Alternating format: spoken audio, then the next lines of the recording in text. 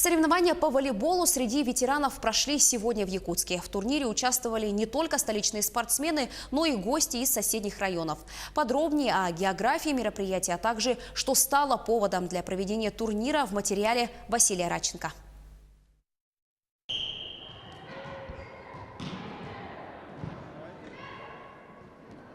Возраст участников давно перевалил за 50, но играют не хуже молодых. Именно эта мысль первая приходит в голову, когда наблюдаешь за развернувшейся баталией по волейболу среди ветеранов. В спорткомплекс «Стерх», что находится в столице, съехались спортсмены из разных уголков Якутии. Все они уже во второй раз будут бороться за звание сильнейшего. Кроме возрастной категории, особенностью стал и переходящий кубок, который при победе в 3 чемпионатах подряд остается у команды навсегда.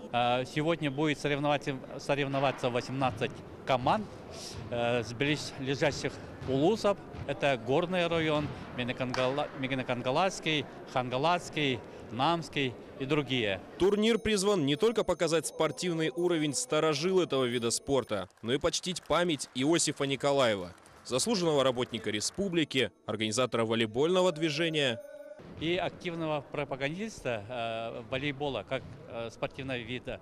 Он был координатором известного спортивного клуба «Сахава». Он хотел, чтобы люди собирались именно в свое внерабочее время. Это разные коллективы, сотрудники разных организаций нашего города, а также участники из других районов, улусов нашей республики необъятной. И вот этот спортивный дух, азарт, который вносят люди, приходя на соревнования, вот это все объединяет и сплачивает коллективы. Даже тут среди зрителей есть не спортсмены, но они говорят, что мы знали Иосифа Алексеевича и с радостью пришли посетить его, в честь него волейбол. И его же старые друзья здесь играют среди команд. И нам очень приятно это смотреть, и мы очень радуемся и гордимся отцом.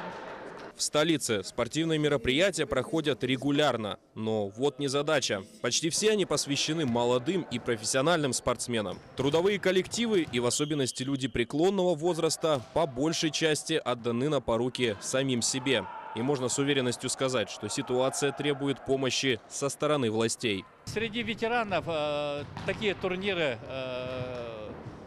раз-два и обчелся. Ну вот поэтому, если это будет проходить традиционно, значит, конечно, спортсмены будут готовиться уже начиная с Нового года, да, и мы традиционно это будем проводить в конце апреля. Василий Радченко, Владимир Павлов, Якутск.